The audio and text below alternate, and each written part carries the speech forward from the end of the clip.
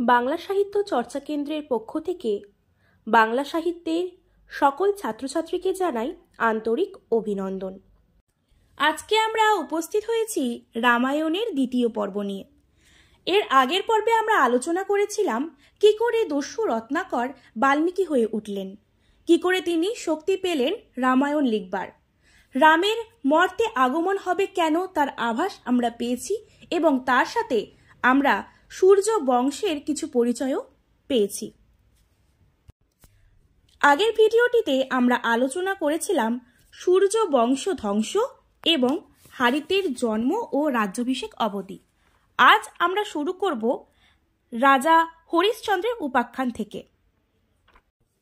রাজা হরিশ্চন্দ্র আসলে কে? হারিতের পুত্র, তার নাম ছিল হরিবীজ। এই হরিবীজের পুত্র হরিশ্চন্দ্র। তার বিবাহ হয় সোমদত্তর রাজকন্যা শৈবার সঙ্গে। হরিশ্চন্দ্র কিন্তু তার সমস্ত প্রজাদেরকে পুত্রের মতন করে পালন করতেন। এই হরিশ্চন্দ্র এবং শৈবার একমাত্র পুত্র রুহিদাস। এখানেই আমরা দেখতে পাবো আর একটি ঘটনা ঘটছে, তা হলো ইন্দ্রের সভায় পঞ্চকন্যা নৃত্য করার সময় তাদের তালভঙ্গ ঘটে। তখন দেবরাজ ইন্দ্র রেগে গিয়ে তাদের অভিশাপ দেন। অভিশাপে তিনি বলেছিলেন যে সেই 5 কন্যা যেন বিশ্বামিত্রের তপবনে গিয়ে বদ্ধ হয়ে থাকে। কিন্তু এখান থেকে মুক্তির কি উপায়?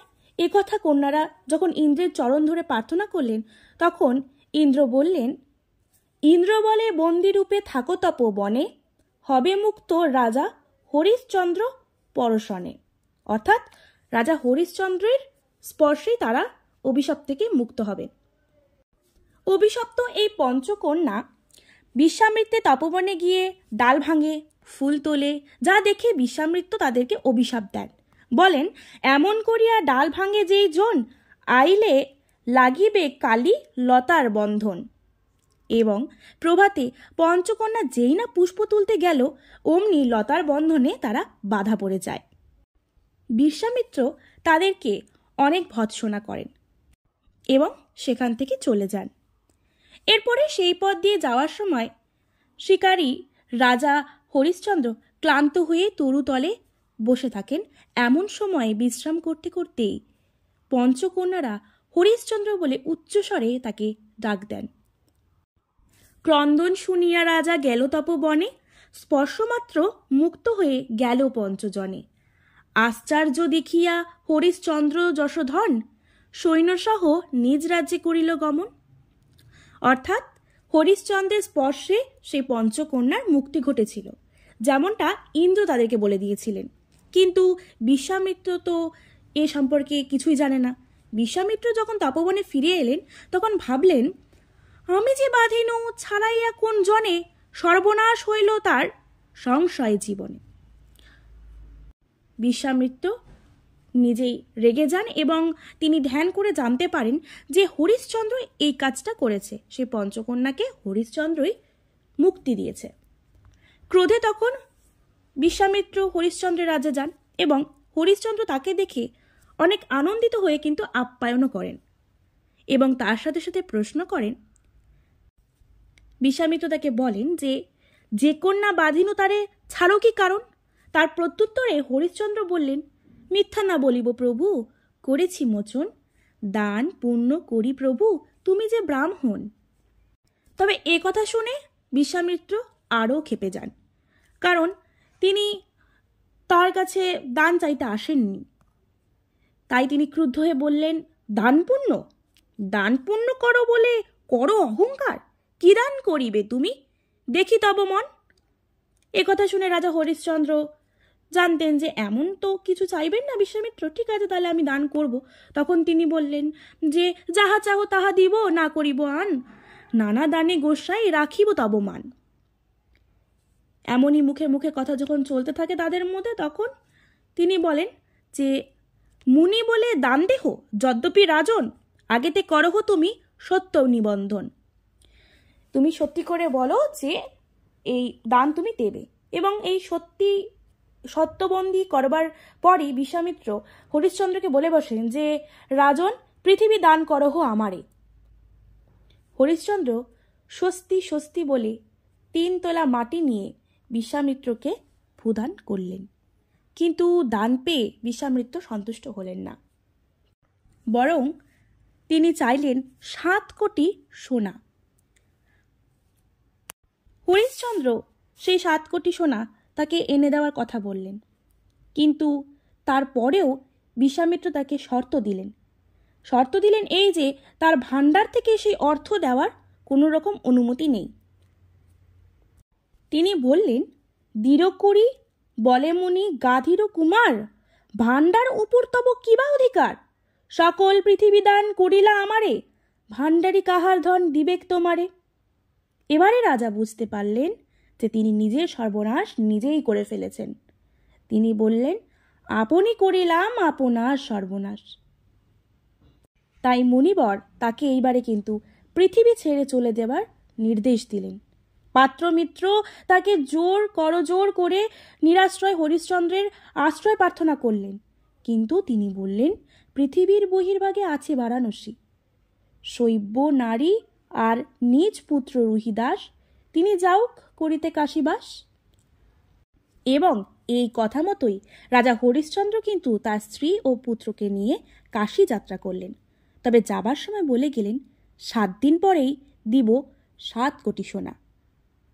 কিন্তু পথেই সেই 7 দিন কেটে যায়। ঠিক 7 দিন অতিবাহিত হবার পর পথ আগলে দাঁড়ালেন মুনি, বললেন, আগে দেহ 7 কোটি আমারে কাঞ্চন। কাঞ্চন অর্থাৎ সোনা, সেই 7 কোটি সোনা।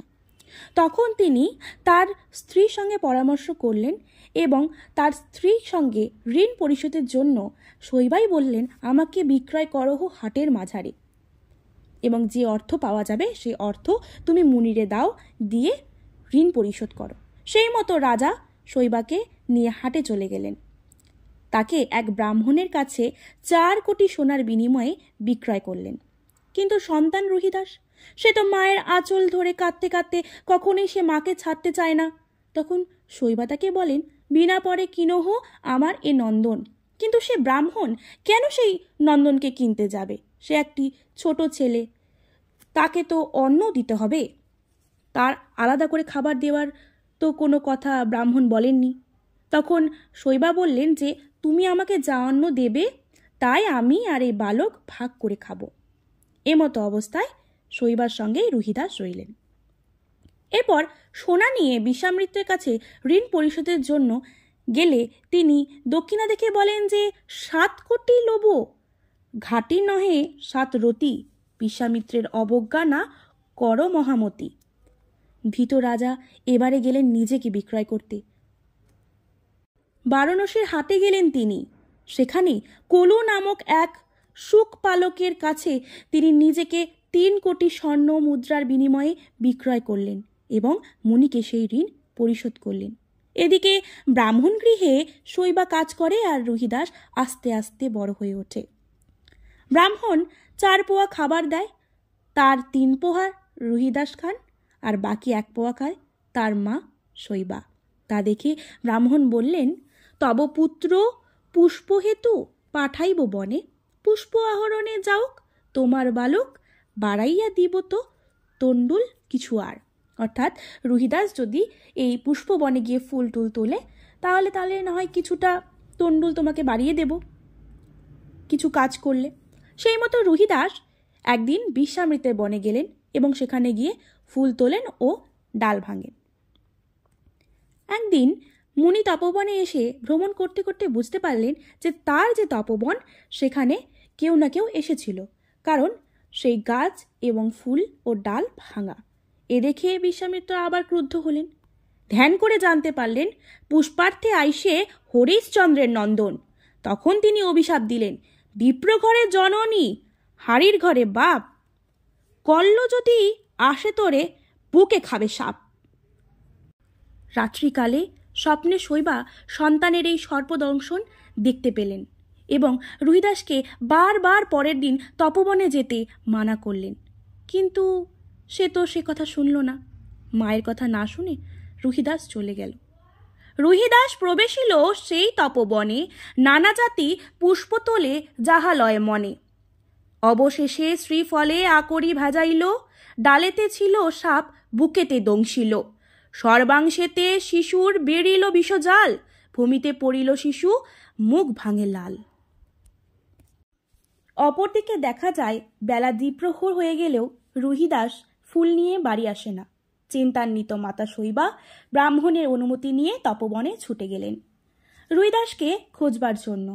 সেখানে গিয়ে দেখলেন, দেখে বৃক্ষ আড়ে পড়ে আপন নন্দনে, পুত্রকে দেখিয়া শৈবা পড়িল ভূতলে, যেমন কলার গাছ ভাঙে ডালে মূলে, পুত্র কোলে করি শৈবা করিছে ক্রন্দন, কোথাও গেল মম পুত্র রুহিত নন্দন। এবং শৈবা কাঁদতে কাঁদতে সকল ব্রাহ্মণদের কাছে তার পুত্রকে বাঁচানোর পথ জিজ্ঞেস করলেন, কিন্তু ব্রাহ্মণেরা বলে দিলেন, মরা কোলে করি কেন করিছ ক্রন্দন, মরিলে অবশ্য জন্ম, জন্মিলে মরণ, বারাণসীপুরে তুমি মরালয়ে যাহ, কাষ্ঠচিতা করি এই মৃতদেহ দাহ। মাতা শৈবা সেই কথা মতন বারাণসীর শ্মশানে গেলেন। সেখানে হরিদাস রূপী ডোম রাজা হরিশ্চন্দ্র দাহ করছিলেন মরা। প্রতি মরা 50 কার্যপণ চাইলেন তিনি, এবং অর্থ না দিতে পারলে সেই ঘাটে মরা দাহ হবে না, এ কথাও তিনি জানালেন। তখন শৈবা নিজেকে ব্রাহ্মণের দাসী বলে পরিচয় দিয়ে হরিশ্চন্দ্র বলে চিৎকার করে কাঁদতে শুরু করলেন। হরিশ্চন্দ্র কিন্তু তার রাজার যে জ্ঞান সেটা ছিল না, কিন্তু হরিশ্চন্দ্র নাম শোনা মাত্রই তার পূর্ব জ্ঞান ফিরে আসে এবং নিজেকে হরিশ্চন্দ্র বলে পরিচয় দিয়ে রানী শৈবা কাছে বারবার বলতে থাকেন, কিন্তু শৈবা তা বিশ্বাস করতে পারে না। হরিদাস বলে, প্রিয়ে বলি তব ঠাই, পাশরিলে সকলে কিছু মনে নাই, সোমদত্ত রাজকন্যা শৈবা তব নাম, তোমাকে বিবাহ আমি করিলাম, রুহিদাস নামে তব হইল নন্দন, মম রাজ্য নিল বিশ্বামিত্র তপধন। এরপর কপালের চিহ্ন দেখে শৈবা রাজা হরিশ্চন্দ্রকে চিনতে পারলেন। তখন চন্দন কাঠের চিতা সাজিয়ে মধ্যেতে রাখিল পুত্র, পাশে মাতা পিতা। চিতায় অগ্নি সংযোগ হবে ঠিক সেই সময় ধর্মরাজ এসে বললেন, অগ্নিতে পুড়াইয়া কেন ত্যাজিবে জীবন, আমি জিয়াইয়া দিব তোমার নন্দন। এবং সেই স্থানে আমরা দেখতে পাই বিশ্বামিত্র এসে বললেন, আপনার রাজ্যে তুমি যাহ শীঘ্রগতি। এমন কথা শুনে রাজা হরিশ্চন্দ্র তার স্ত্রী ও পুত্রকে নিয়ে অযোধ্যায় ফিরে এলেন এবং সেখানে রাজসূয় যজ্ঞ করলেন। তারপরে রাজ্যভার তার পুত্রের হাতে দিয়ে হরিশ্চন্দ্র পরলোক গমন করলেন। কিন্তু সেখানে হলো আর এক বিপত্তি। রাজা হরিশ্চন্দ্র স্বর্গে আরোহণ করছেন, এমন সময় তাকে বলা হলো যে তিনি কোন হিসাবে স্বর্গে আসছেন, কারণ যে শস্য সঞ্চয় করে না করিয়া ব্যয়, হরিশ্চন্দ্র রাজার কটকে তাহা লয়, ক্ষেত্র হইতে যেই শস্য আনিয়া ফেলায় হরিশ্চন্দ্র রাজার কটকে তাহা খায়। অর্থাৎ হরিশ্চন্দ্র কোনো দোষ না করলেও তার এই সমস্ত কারণে সে স্বর্গে যেতে পারবে না। এই কারণে অর্ধপথে হরিশ্চন্দ্র রহিল। তখন স্বর্গে নাহি গেল রাজা, মর্ত না পাইল, হরিশ্চন্দ্র রাজা মধ্যপথেতে রহিল। এরপরে শুরু হয়ে যাচ্ছে সগর বংশের ইতিহাস ও অসমঞ্জের বনবাস। রুহিদাস রাজা হলেন, তারপর তার পুত্র নাম হল সগর। সগরের 2 পত্নী কেশিনী ও সুমতি। সে পরে এই 2 নারী গর্ভবতী হন।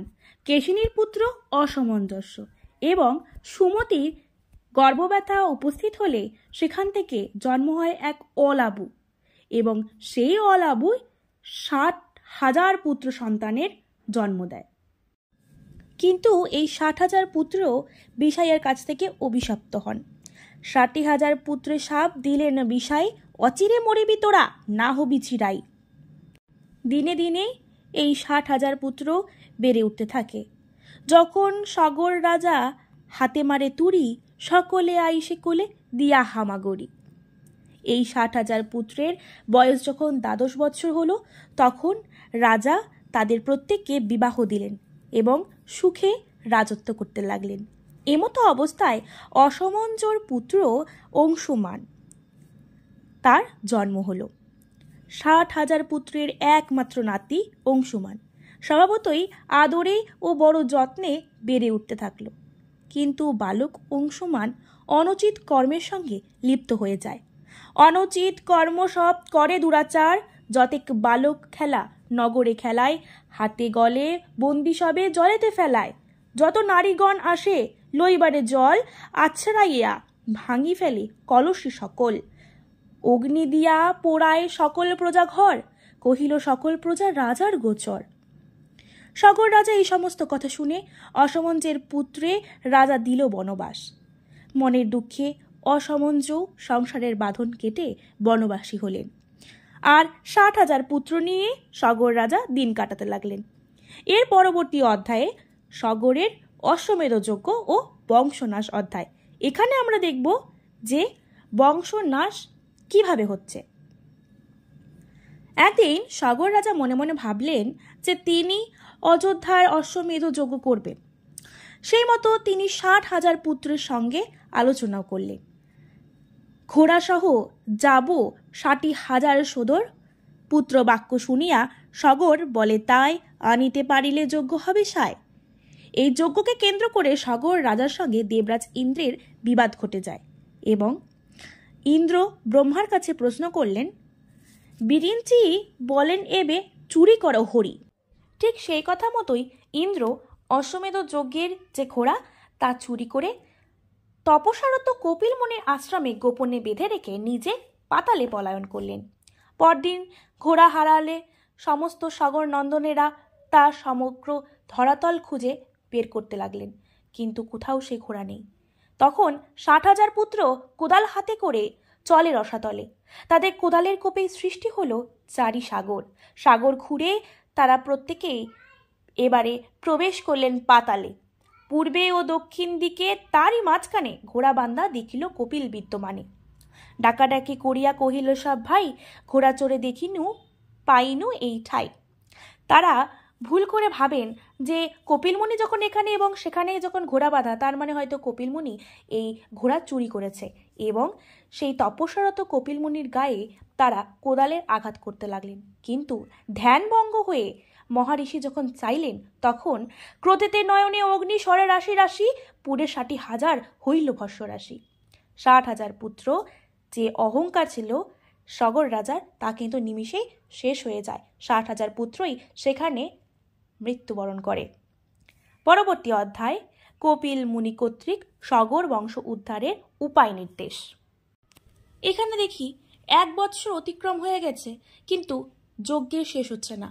তার পুত্রগণ যে ঘোড়া নিয়ে আনতে গিয়েছিল সেই ঘোড়া তারা নিয়ে আসতে পারেনি, অথচ 1 বছর কেটে গেছে। এমন সময় উপায় না দেখে সগর রাজা অসমঞ্জের পুত্র অংশুমানকে ডাকলেন এবং তাকে বললেন 60,000 পুত্রের সন্ধান করতে। অংশুমান রাজ আজ্ঞা পাইয়া চড়িয়া নিজ রথে একে একে পৃথিবীতে খুঁজে নানা পথে। এরপর অংশুমান পাতালে প্রবেশ করেন। প্রথমে পূর্ব দিককে দেখেন নীল বর্ণ হস্তি। প্রণাম করিয়া তারে জিজ্ঞাসা সত্তরে। হস্তি তাকে ঘোড়াচোর সম্বন্ধে সাবধান করে দিলেন উত্তরের দিকে যাওয়ার জন্য। তখন সেখানে উত্তর দিকে গিয়ে অংশুমান দেখতে পেলেন শ্বেত বর্ণ এক হস্তি দেখিল সুন্দর। অংশুমান তাহারে লাগিল শুধাইতে, এ পথে সগর পুত্রে দেখে যাইতে। হস্তি তাকে পশ্চিম দিকে সন্ধান পাবে এমন নির্দেশ দেন। তখন পশ্চিমে সাগরে গিয়া দিল দর্শন, রক্তবর্ণ এক হস্তি দেখিল সুন্দর। পূর্ব ও দক্ষিণ দিক তারা মাঝখানে ঘোড়া বান্দা দেখিল কপিল বিদ্যমানে। এহেন অবস্থায় কপিল মুনির নিকটে গিয়ে অংশুমান প্রণাম করলেন এবং প্রণত হয়ে বললেন, এ পথে দেখেছে যাইতে? তার প্রত্যুত্তরে মহারিষি কপিল মুনি বললেন যে হ্যাঁ, মম কোপানলে তারা সকলেই ভস্য হয়ে গেছেন। তখন সে কথা শুনে অংশুমান জোরহাত করে জানায় যে সেই বংশেই তো আমার জন্ম, এবং আরও বললেন কেমনে হইবে মোর বংশের সদ্গতি, কারণ বংশের যে অনিষ্ট হয়েছে তার দায়িত্ব বংশধরদের উপরই এসে পড়ে। তখন তিনি এই বংশের মুক্তির উপায় তিনি জানতে চাইলেন।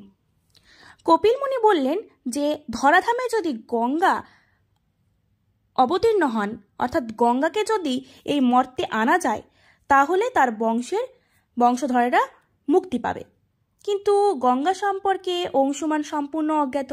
তখন অংশুমান বললেন, কোথায় জন্মিল গঙ্গা, কোথায় বসতি, কোথা গেলে পাইব সে গঙ্গা দর্শন, কহ মুনি শুনি সেই গঙ্গার জনম। এবারে কপিল মুনি তাকে গঙ্গার জন্মবৃত্তান্ত করে শোনাচ্ছেন। তাই পরবর্তী অধ্যায়ের নাম গঙ্গার জন্ম ও ভগীরথের জন্মকথা। গঙ্গার জন্মকথায় আমরা দেখি, একদিন গোলকধামে লক্ষ্মী সরহ নারায়ণ বসে আছেন আর শিব পঞ্চমুখে গান গাইতেছিলেন।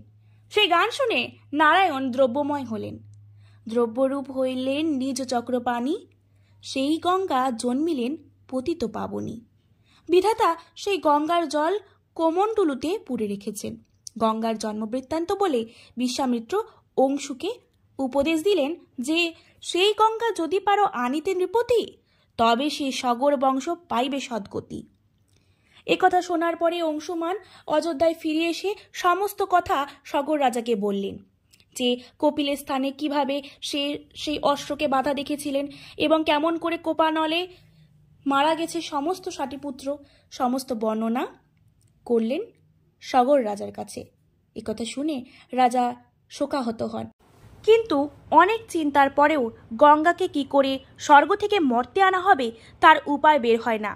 গঙ্গা না পাইয়া তার নিত্যবারে শোক, মরিয়া সগর রাজা গেল ব্রহ্মলোক। সগর রাজার মৃত্যু ঘটে। অংশুমানের এক পুত্র সন্তান হয়, যার নাম দিলীপ। যখন দিলীপ সবালক হলেন, তখন অংশুমান তপ 10,000 বৎসর অনাহারে গঙ্গা না পাইয়া গেল অনিবারে। অংশুমানেরও মৃত্যু ঘটল। দিলীপ অপুত্রক ছিলেন। তিনি অযুত বৎসর সেবা করিল ব্রহ্মার, তথাপি না পায় গঙ্গা, না হয় অশোক, মরিয়া দিলীপ রাজা গেল ব্রহ্মলোক। দিলীপ রাজারও মৃত্যু ঘটে। এদিকে রাজাহীন অযোধ্যা রাজ্য। ব্রহ্মা এবং পুরন্দর চিন্তিত হয়ে পড়েন, কি করে রাজ্যভার চলবে। সকল দেবতাই শেষে যুক্তি করে অযোধ্যাতে ত্রিলোচনকে পাঠানো হবে। শিব অযোধ্যায় গিয়ে দিলীপ কামিনী এক নারীকে পুত্রবতী হবার বর দিলেন। দিলীপ কামিনী দুই আছিলেন বাসে, বৃষ আরোহণে শিব গেলেন সকাশে। দোহাকার প্রতি কহিলেন ত্রিপুরারি, মম বরে পুত্রবতী হবে এক নারী। এবং ঠিক এই বরের পরেই 10 মাস গর্ভধারণ করে এক নারী একটি জন্ম দেন, কিন্তু সন্তান না, জন্ম দেন এক মাংসপিণ্ডের। 2 কন্যা তখন অত্যন্ত ভীত হয়ে পড়ে এবং বলে যে এরকম মাংসপিণ্ড মাত্র দেখে লোকে হাসাহাসি করবে, দেখিয়া হাসিবে লোক সকল সংসার। তাই সেই মাংসপিণ্ডকে তারা চুপড়িতে করে নিয়ে সরজতীরে ফেলে দিতে যান। এমন সময় বৈশিষ্ট্য ধ্যানে জানতে পারলেন সেই সন্তান সুলক্ষণ জাতক। তখন তিনি কন্যাদের বললেন, থুয়ে যাও পথে শোয়াইয়া। আর এই কথা মতন কন্যারা তাই করলেন। এই পথ দিয়েই অষ্টাবক্র মুনি গঙ্গা স্নান করতে যাচ্ছিলেন। তিনি পথের ধারে মাংসপিণ্ড দেখে প্রথমে ভাবলেন হয়তো তাকে দেখে কেউ উপহাস করছে। তাই তিনি বললেন, মম ব্রহ্মস্বাবে হবে শরীর বিনাশ। আর যদি স্বভাব এমনই হয়, তাহলে মম বরে হও তুমি মদন মোহন। এহেন বরে পথে পড়ে থাকা মাংসপিণ্ড থেকে সুদর্শন সুন্দর এক রাজকুমারের রূপ নিয়ে এক পুত্রের জন্ম হয়। অষ্টবক্রা মুনি অবাক হয়ে গেলেন এবং তিনি ধ্যান করে জানতে পারলেন বটে মহাপুরুষ দিলীপ নন্দনিনী। তখন তিনি রানীকে আহ্বান করলেন এবং পুত্রকে তার হাতে দিয়ে বললেন যে এই সন্তানের নাম ভগীরথ রাখা হোক। এর পরবর্তী উপাখ্যান ভগীরথের মর্তে গঙ্গা আনয়ন। এই অধ্যায়ে আমরা দেখব যে ভগীরথ কিভাবে গঙ্গাকে মর্তে নিয়ে আসছে। ভগীরথের যখন বয়স 5 বছর, তখন ভগীরথ লেখাপড়া শিখবার জন্য বশিষ্ঠের বাড়ি যায়। কিন্তু একদিন সেখানকার বালকেরা তাকে জারজ বলি গালি দেয়। একথা শুনে ব্যথিত হয়ে ভগীরথ তার মাতাদের কাছে জিজ্ঞেস করেন, জারজ বলি গালি দিল সেই জনে, কোন বংশজাত আমি কাহার নন্দনে, ইহার বৃত্তান্ত মাতা কহ বিবরণ। এবারে তার মা তাকে আপন বংশের ইতিহাস জানান। সাগরের ছিল 60,000 তনয়, কপিল মুনির সাপে হইল ভস্যময়। গঙ্গা যদি স্বর্গ হইতে আইসেন খ্যাতি, তবে সে সগর বংশ পাইবে নিষ্কৃতি। কিন্তু সগর, অংশুমান এবং দিলীপ 3 পুরুষই আরাধনা করেও গঙ্গাকে মর্তে আনতে পারলেন না। দিলীপ তোমার পিতা গেল স্বর্গপুরে, পাইলাম তোমা পুত্র মহেশ্বরের বরে। ঋষিরা দিলেন তোরে ভগীরথ নাম, সূর্যবংশ জন্ম তব অযোধ্যা বিশ্রাম। মায়ের মুখে একথা শুনে হেসে ভগীরথ বললেন, সূর্যবংশের নৃপতিরা নির্বোধের প্রায়, অল্প শ্রমে গঙ্গা দেবীকে কোথায় পায়। এরপরে তিনি বশিষ্ঠ মুনির দীক্ষা নিয়ে সগর রাজার বংশধরদের উদ্ধারের জন্য অগ্রসর হলেন। প্রথমে তিনি গেলেন ইন্দ্র সেবা করতে। ইন্দ্রদেবের 7,000 বৎসর সেবা করার পর ইন্দ্র যখন তার বংশ পরিচয় জানতে চাইলেন, তখন ভগীরথ বললেন, সূর্য বংশজাত আমি দিলীপ নন্দন, স্বর্গেতে আছেন গঙ্গা দেহ সুরপতি, তাহে মম বংশের হইবে সদ্গতি। তা শুনে ইন্দ্র বললেন, একভাবে ভজ গিয়া দেব মহেশ্বর। এরপর ভগীরথ ধূত্রার কন্দ বিল্লপত্র দিয়ে কৈলাসে শিবের আরাধনায় গমন করলেন। সেখানে 10,000 বৎসর তপস্যার পর শিব তাকে নির্দেশ দিলেন একভাবে সেব গিয়া দেব গদাধর। শিবের একথা শুনে তাকে প্রণাম করে ভগীরথ চললেন বৈকুণ্ঠ। সেখানে নারায়ণের সেবা করলেন। 40 বৎসর কঠিন সাধনার পর হরি হয়ে বর দিতে সম্মত হলে ভগীরথ গঙ্গাকে মর্তে আনার বর চাইলেন। তখন তিনি বললেন, শুনিয়া তাহারে হরি করেন আশ্বাস, ব্রহ্মলোকে আছে গঙ্গা চলো তার পাশ। এই বলে নারায়ণ ভগীরথকে সঙ্গে নিয়ে ব্রহ্মা সদনে গেলেন এবং সমস্ত কথা বললেন। তখন ব্রহ্মা কমণ্ডল মধ্যে গঙ্গা পড়ে আছে তার মনে এবং আস্তে ব্যস্তে গিয়া ব্রহ্মা আনেন যতনে। গঙ্গা জলে বিষ্ণুপদ করেন স্থলন। এই জন্য গঙ্গার আর এক নাম হয়েছিল অভ্রিজা। এরপর রাজা ভগীরথকে পতিত পাবনী গঙ্গাকে নিয়ে যাবার নির্দেশ বলে দেন। বলেন, ব্রহ্মহত্যা, গো ইত্যাদি যত পাপ করে, কুশাগ্রে পরশে যদি সব পাপ তরে, স্নানেতে কত পুণ্য বলিতে না পারি, বংশের উদ্ধার লইয়া যাও গঙ্গা বাড়ি। এ কথা শুনে গঙ্গা কাঁদতে কাঁদতে প্রভুকে বললেন, আমাতে আসিয়া পাপ করিবে অর্পণ, হইয়া তাহারা মুক্ত যাইবে স্বর্গবাসে। আমি মুক্ত হব প্রভু কাহার পরশে? প্রত্যুত্তরে শ্রীহরি বললেন, শ্রীহরি বলেন, যত বৈষ্ণব জগতে তাহারা আসিয়া স্নান করিবে তোমাতে, বৈষ্ণবের সঙ্গেতে পবিত্র হবে তুমি। এরপর জগৎপতি ভগীরথের হাতে শঙ্খ দিয়ে বললেন, আগে আগে যাও তুমি শঙ্খ বাজাইয়া, পশ্চাতে যাবেন গঙ্গা তোমাকে দেখিয়া। এই রথে চড়িয়া আগেতে তুমি যাহো, রথে চড়ি যায় আগে শঙ্খ বাজাইয়া, চলিলেন গঙ্গা তার পাছ গড়াইয়া। স্বর্গবাসী আসি করে গঙ্গা জলে স্নান, দেয় ভগীরথের মাথায় দুর্বাধান। পরবর্তী অধ্যায় চারিধারে হইয়া গঙ্গার মর্তে আগমন ও ঐরাবতের গর্ভভঙ্গ। ভগীরথ গঙ্গাকে নিয়ে ব্রহ্মলোক থেকে সুমেরু পর্বতে এলেন। সেখানে এক গহ্বরের মধ্যে গঙ্গা বাধা পড়ে যায়। সেখানে 12 বৎসর তিনি ভ্রমণ করলেন, অথচ গঙ্গাকে পেলেন না, বেরোনোর পথ নেই। এদিকে গঙ্গা অনুসন্ধানে ব্যর্থ হয়ে ভগীরথ গঙ্গার স্তুতি করলেন।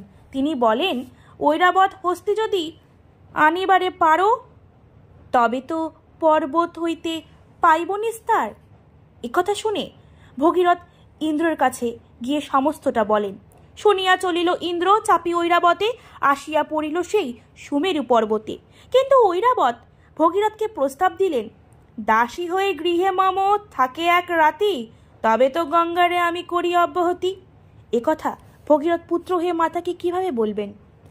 তিনি কেবলই কাঁদতে লাগলেন। গঙ্গা কিছু না বুঝতে পেরেই ভগীরথকে বলেন, কেন দুঃখে কান্দ বাছা, কহ তো সম্প্রতি। প্রত্যুত্তরে ভগীরথ বললেন, পুত্র হয়ে জননীকে বলিব কি করে? তখন জাহ্নবী সব বুঝলেন এবং বললেন, রাজভোগে ঐরাবত হইয়াছে মত্ত, যদ্যপি আড়াই ঢেউ সহিয়া যে পারে, দাসী হয়ে সপ্তরাত্রির অবতার ঘরে। এই প্রস্তাব ভগীরথ ঐরাবতকে বললেন। চারিখানা করিয়া পর্বত চিরে দাঁতে চারিধারা হইল গঙ্গা সমীর পর্বতে। বসু, ভদ্রা, শ্বেতা ও অলকানন্দা আর পড়িলেন পর্বতে হইতে চারিধার। বসু নামে গঙ্গা যান পূর্বের সাগরে, ভদ্রা নামে সুরধুনী চলিলা উত্তরে, শ্বেতা নামে চলিলেন পশ্চিম সাগরে, গেলেন অলকানন্দা পৃথিবী উপরে। এইভাবেই আমরা দেখলাম যে গঙ্গার চারভাবে বিভক্ত হয়ে মর্তে প্রবেশ ঘটছে এবং ঐরাবতকে তিনি কিন্তু বলেছিলেন যে তার যদি আড়াই ঢেউ সহ্য করতে পারে তবে তিনি সপ্তরাত্রি ঐরাবতের কাছে থাকবেন। পরবর্তী অধ্যায়ের নাম মহাদেবের জটায় গঙ্গার স্থান। ভগীরথ সুমেরু প্রদেশ থেকে গঙ্গাকে নিয়ে কৈলাস পর্বতে এলেন। এখান থেকেই গঙ্গা পৃথিবীর উপর পড়বেন, কিন্তু তখন গঙ্গার বেগ এতটাই বেশি হবে, তার স্রোত এতটাই বেশি হবে যে গঙ্গা পাতালে চলে যেতে পারেন, আর পাতালে চলে গেলে সগর বংশধরেরা মুক্তি পাবে না। একথা গঙ্গা বললেন। গঙ্গা বলিলেন, বাপু, যাব পৃথিবীতে, ধরিত্রী আমার বেগ নারিবে সহিতে। শিব যদি আসিয়া ধরেন জলধারা, তবে পারি ক্ষিতিতে করিতে জলধারা। একথা শুনে ভগীরথ গেলেন শিবের কাছে এবং 1 বৎসর শিবের আরাধনা করলেন। তখন মহেশ্বর ভগীরথের আগমনের কারণ জানতে চাইলেন। তিনি তাকে সবিস্তারে সমস্ত কথা বললেন। তার কথা মতো পাতিলেন মস্তক দেবেশ পঞ্চশিরে, পারিলেন পতিত পাবনী শম্ভুশিরে। কিন্তু শিবের মাথার ভয়ঙ্কর জটায় গঙ্গা 12 বৎসর ঘুরলেন, বাহিরের পথ পেলেন না। ভগীরথ পড়লেন চিন্তায়, বললেন, মা, এ কি ব্যবহার, আমার কেমনে হইবে বংশের উদ্ধার? এরপরে ভোলানাথ বলে চিৎকার করলেন।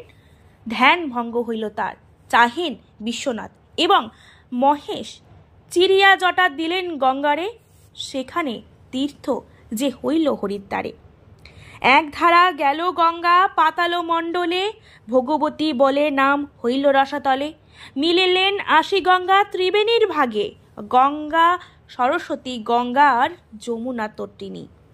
এই 3 ধারা বহে নামেতে ত্রিবেণী, মকরে প্রয়াগে যেবা মর স্নান করে, সর্বপাপে মুক্ত হয় যায় স্বর্গপুরে। এখান থেকে আমরা গঙ্গার যে মাহাত্ম্য এবং গঙ্গার জন্মকথা সমস্তই কিন্তু পেয়ে যাই। এরপরে যে অধ্যায়টি শুরু হচ্ছে সেটা হচ্ছে বারাণসীর মাহাত্ম্য। গঙ্গা এবারে পৃথিবীতে আসছেন। ত্রিবেণীতে 3 ভাগ হওয়ার পর ভগীরথ গঙ্গাকে নিয়ে চললেন বারাণসীতে।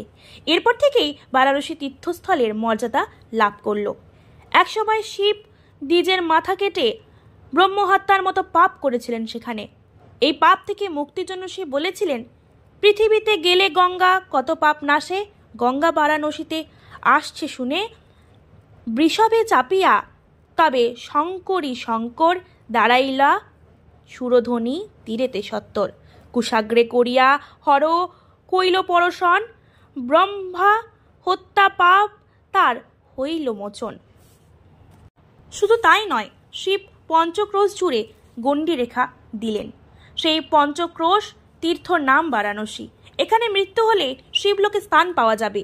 1 রাত্রি গঙ্গা স্নানে এখানেই রইলেন। 1 রাত থাকার পরে গঙ্গা ভগীরথের সঙ্গে প্রস্থান করলেন। পরবর্তী অধ্যায় জাহ্নমুনির কথা। বারাণসী থেকে গঙ্গাকে নিয়ে ভগীরথ চললেন শঙ্খ বাজিয়ে। পথে লতাপাতা ঘেরা জাহ্নমুনির আশ্রম। সেখানে গঙ্গা এতটাই বেগে আসলেন যে জাহ্নমুনির ঘর আশ্রম ভাসিয়ে নিয়ে চলে গেলেন। চক্ষু মেলিলেন মুনি, ভাঙিলেন ধ্যান, গণ্ডুষ করিয়া সব জল করে পান। কতক দূর যাওয়ার পরে ভগীরথ ফিরে দেখেন গঙ্গা দেবী তার পেছনে নেই। কোথায় গেল গঙ্গা দেবী, দেখিতে না পায়। মনে মনে তখন তিনি ভাবিলেন, অকস্মাৎ গঙ্গা দেবী নীলকঞ্চন। চারিদিকে খুঁজে এক বটবৃক্ষের তলায় এক মুনিকে ধ্যান করতে দেখেন তিনি। তাকে জিজ্ঞেস করলেন, অকস্মাৎ গঙ্গা মোর কেবা নিল পথে? তখন মুনি বললেন, মম ঘর ভাঙ্গে গঙ্গা কেমন করিয়া, ব্রহ্মার নিকটে তুমি সব কহ গিয়া। আনো গিয়া ব্রহ্মা মম করিতে কি পারে, গণ্ডুষ করিয়া গঙ্গা রেখেছি উদরে। তখন ভগীরথ বিনম্র হয়ে জোড়হাত করে বললেন, তিনি ব্রহ্মা, তিনি মহেশ্বর, তার মহিমা পৃথিবীর সকল লোকে জানে। এখন যদি তিনি ভগীরথকে কৃপা না করেন, তাহলে যে সগর রাজার 60,000 পুত্রের উদ্ধার হবে না। তারা যে প্রত্যেকেই কপিল মুনির অগ্নিরাশিতে ভস্ম হয়ে গেছেন। একথা শুনে জহ্নমুনি বললেন, মুখ দিয়ে যদি গঙ্গাকে নির্গত করেন তিনি, তাহলে এই সংসারে তাকে উচ্ছিষ্ট বলে গণ্য করা হবে। তাই তিনি চিরিল দক্ষিণ জানু, সেইক্ষণে মুনি জানু দিয়া বাহির হইল সুরধ্বনি। ছিলেন কিঞ্চিৎকাল জহ্নর উদরে, জাহ্নবী বলিয়ার নাম হইল সংসারে। পরবর্তী অধ্যায় কান্ডার মুনির উপাখ্যান। এখানেও আমরা দেখব গঙ্গার কিছু মহিমা কথা আছে। কান্ডার বলে একজন পাপী মুনি ছিলেন। তাকে পাপী বলা হচ্ছে তার কারণ জন্মাবতী সেই মুনি বেশ্যা সেবা করে এসেছেন। একদিন সে কাঠ কাটার জন্যে বনে গেলেন। তখন ব্যাঘ্রতে ধরিয়া তার বধিল জীবন। বাঘের হাতে তার মৃত্যু হয়। যমদূত আসি তাকে করিয়া বন্ধন, লইয়া চলিল তারে যমের ভবন। পাপিষ্ট, তাই যমদূতেরা তাকে নিয়ে যমের যে আলয় সেখানে যাচ্ছেন। বাঘ সমস্ত মাংস খেয়ে বনের মধ্যে হাড়গুলোকে ফেলে রেখে চলে যায়। কাক সেই কান্ডারমুনির হাড়গুলিকে গঙ্গার ওপর দিয়ে নিয়ে যাওয়ার সময় কোনো কারণবশত বাজ পাখির তাড়া খেয়ে হাড় পড়ে যায় গঙ্গার ওপরে, আর তার সঙ্গে সঙ্গেই সমস্ত পাপ মুনির ধুয়ে যায় এবং তখন যমদূতের কাছ থেকে তাকে বৈকুণ্ঠে নিয়ে আসা হয়। কিন্তু যমদূতেরা বুঝতে পারে না মহাপাপী এই কান্ডার কি করে বৈকুণ্ঠে স্থান পেল, তাদের উপরে তো অধিকার যমরাজের। তখন তারা যমরাজকে বলেন, কান্ডার নামেতে পাপী ত্রিভুবনে জানে, তাহারে বৈকুণ্ঠে হরি নিলেন কি গুণে। কথা শুনে যমরাজ ক্রুদ্ধ হন এবং বৈকুণ্ঠে গিয়ে নারায়ণকে জিজ্ঞেস করেন, বিষয় ছাড়িন প্রভু, আর দাহি নাই, পাপীর উদরেতে আমার অধিকার, আজই কেন হইল তাহাতে অবিচার। কান্ডার ব্রাহ্মণ পাপী ত্রিভুবন জানে, তাহারে বৈকুণ্ঠে আনিলেন কোন গুণে। তখন প্রভু নারায়ণ হাসতে হাসতে গঙ্গার মহিমার কথা বর্ণনা করলেন। গঙ্গা যথা তথা পাপ নাহি রয়, গঙ্গার মহিমা কত কি বলিতে জানি, মন দিয়া শুনো তবে কহি দণ্ডপানি। যত দূর যাইবেন গঙ্গার বাতাস, তোমার দোহাই যদি যাও তার পাশ। পুরে মোড়ে অস্থি লইয়া ফেলে গঙ্গা নীরে, চতুর্ভুজ হইয়া আসিবে স্বর্গপুরে। গঙ্গা তীরে থাকি গঙ্গা জল করে পান, সেই শরীর জানো তুমি আমার সমান। নিষেধ করো গিয়ে যমদূতগণে, আমার দোহাই যদি যায় সেই স্থানে।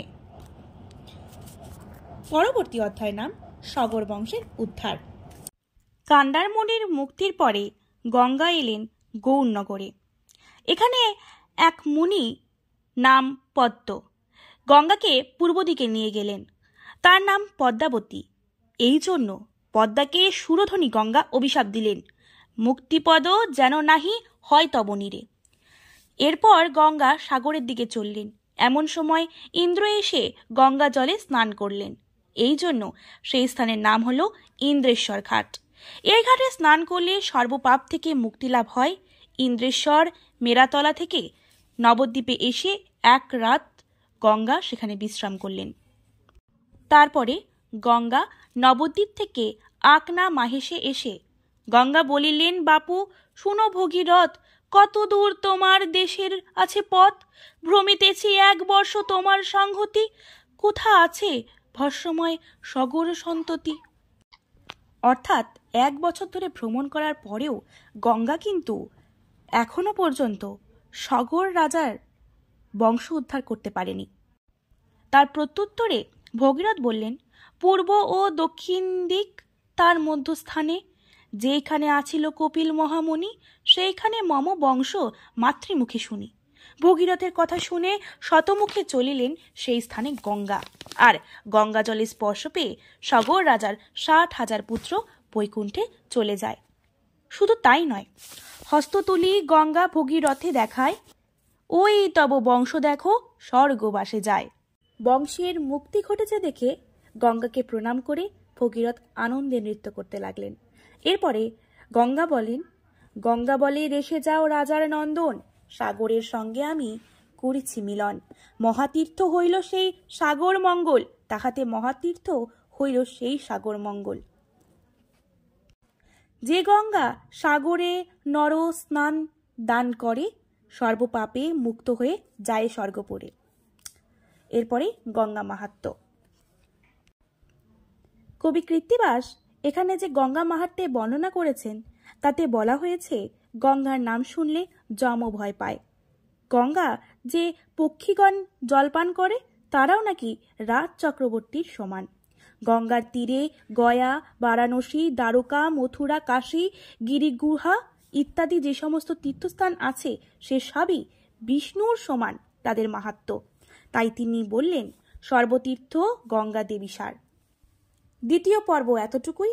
এর পরবর্তী পর্বে আসবে সৌদাস রাজার উপাখ্যান এবং তার সাথে আমরা দেখব কি করে রঘু, অজ, দশরথ প্রভৃতির জন্ম হচ্ছে, দশরথের বিবাহ এবং রামচন্দ্রের জন্ম। রামচন্দ্রের 4 অবতারে জন্ম কথা নিয়ে আসবে তৃতীয় পর্ব। চতুর্থ পর্বে থাকবে রাম এবং সীতার বিবাহ কথা এবং এই 4টি পর্বের মধ্য দিয়েই আমরা আমাদের যে আদি কাণ্ড তার সমাপ্ত করব। ভিডিওটি ভালো লেগে থাকলে অবশ্যই লাইক করবেন, কমেন্ট করবেন এবং